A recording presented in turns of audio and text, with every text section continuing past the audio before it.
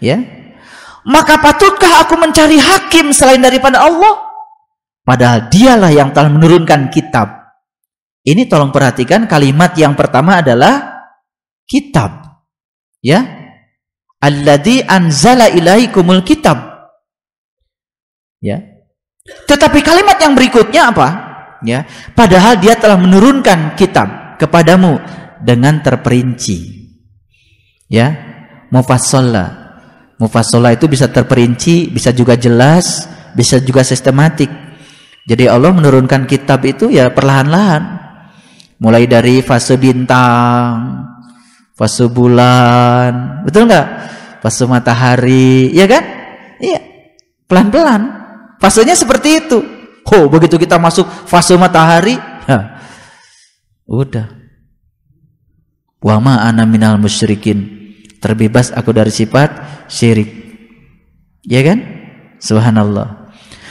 Kemudian orang-orang yang telah kami datangkan kitab kepada mereka, mereka mengetahui bahwa kitab itu diturunkan dari Tuhanmu dengan sebenarnya.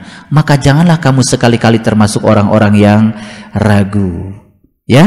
Nah, keraguan itu juga merupakan bibit, ya, kita menghadirkan kegelapan yang baru.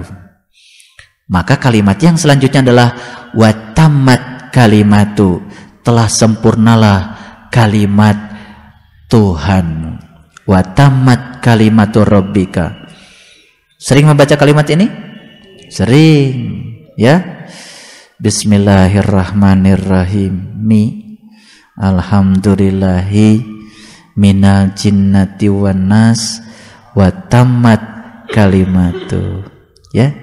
Ternyata untuk sampai di watamat kalimat itu apa dulu? Bismillahirrahmanirrahim. Bismillahirrahmanirrahim itu adalah jalan, metode. Metode untuk apa? Metode untuk mencapai Tuhan. Makanya kalau Quran dirangkum, rangkumannya Bismillahirrahmanirrahim. Kalau dirangkum lagi, rangkumannya Bismillah. Kalau dirangkum lagi, rangkumannya adalah ba. Kalau dirangkum lagi, rangkumannya adalah titik yang ada di bawah ba. Begitu seseorang sudah sampai titik yang ada di bawah ba, sampai dia pada kitab. Walaupun masih bintang. Nanti fase berikutnya bulan. Fase berikutnya matahari. Ya, nggak apa-apa. Semua pembangunnya titik kok. Gitu. Makanya Bismillahirrahmanirrahim. Begitu seseorang mendapatkan cara untuk mencapai Tuhan, begitu sampai pada Tuhan, alhamdulillahi, segala puji hanya miliknya Allah. Kalau segala puji hanya miliknya Allah, habislah seluruhnya untuk Allah. Kalau habis semuanya untuk Allah, kenapa kita khawatir dengan apa yang kita miliki? Karena sesungguhnya kita tidak memilikinya. Aneh, kita punya kebiasaan yang buruk. Sering khawatir pada apa yang kita miliki, padahal kita tidak memilikinya. Nah, kapan orang tidak khawatir? Ketika dia tidak merasa memilikinya. Yuk.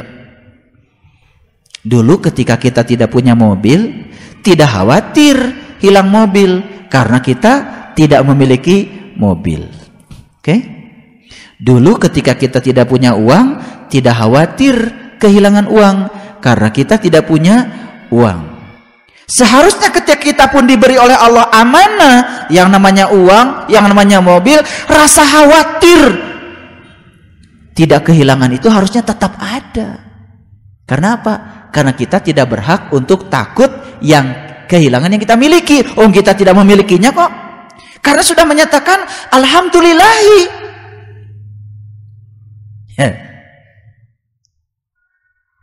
Kalau sudah alhamdulillahinya utuh, minal jinnati wan nas, maka kita menjadi manusia yang utuh lahir batin.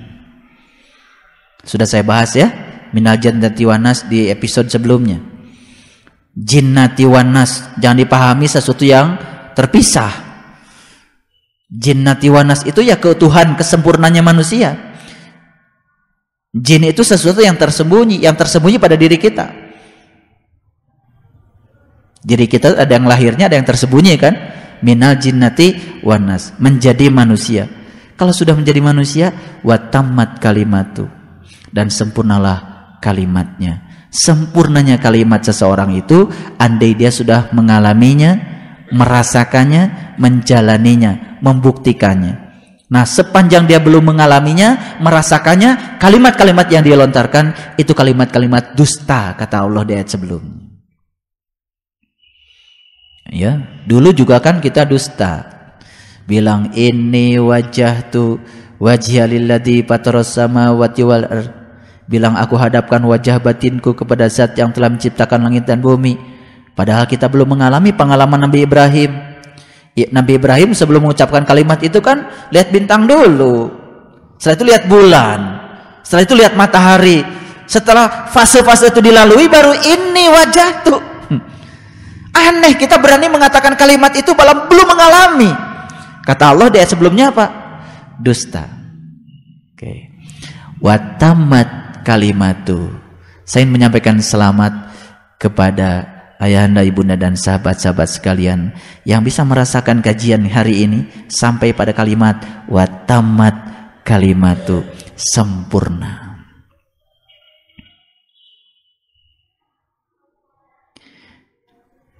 Nama penting? Nama penting? Penting.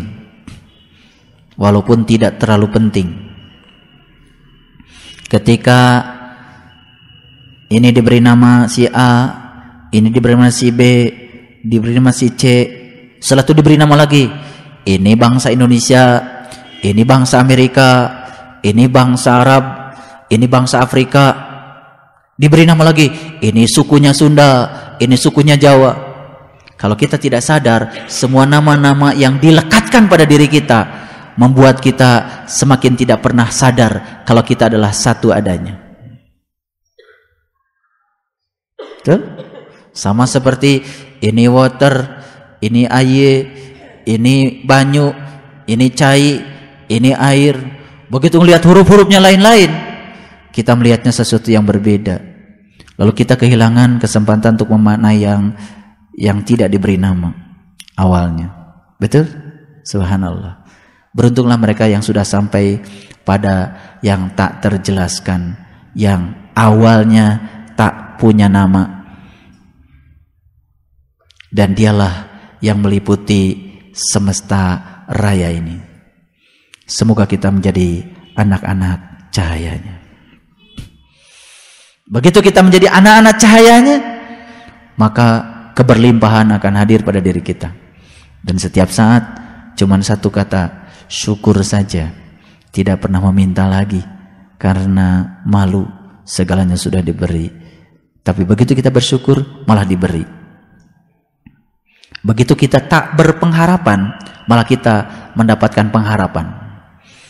Betul? Begitu kita tak merasa diri kita ada, malah kita menemukan diri sejati kita. Luar biasa.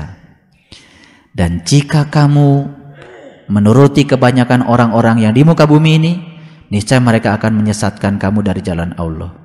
Mereka tidak lain hanyalah mengikuti persangkaan mereka, dan mereka tidak lain hanyalah berdusta. Sesungguhnya Tuhanmu, dialah yang lebih mengetahui tentang orang-orang yang di jalannya atau yang tidak di jalannya, dan dia lebih mengetahui tentang orang-orang yang mendapatkan petunjuk.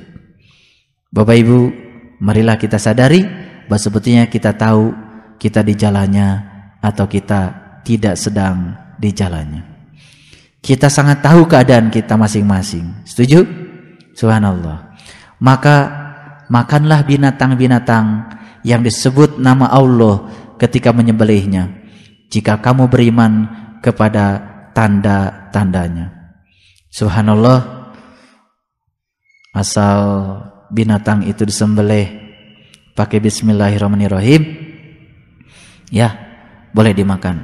Begitu? Ya, saya tidak akan membahas syariat. Itu sudah pada tahu semua, silakan saja nanti belajar lebih dalam tentang ilmu syariat. Tapi ini soal menyembelih binatang. Ternyata binatang itu harus disembelih atas nama Allah. Kalau disembelih atas nama Allah berarti disembelih untuk siapa? Untuk Allah. Nyembelih di mana biasanya? Di sini ya.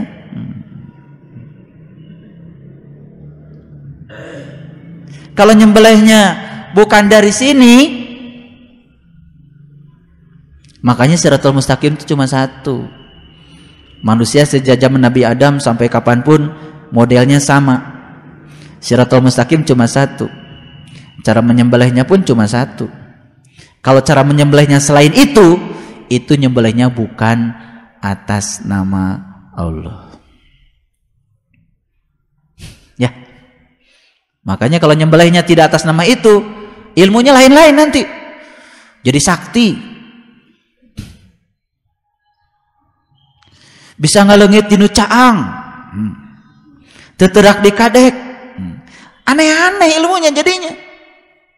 Makanya ma'rifatnya bukan ma'rifat rububiyah, ma'rifatnya jadi ma'rifat ghaibiyah. Nabi Muhammad mengajarkan ma'rifat rububiyah, ma'rifat yang mendidik akhlak kita supaya kita menjadi orang yang berguna bagi orang lain. Saya tidak menganjurkan Bapak Ibu ngaji terus-menerus tiap hari. Kapan ngamalin hasil pengajiannya? Ngaji bukan tujuan.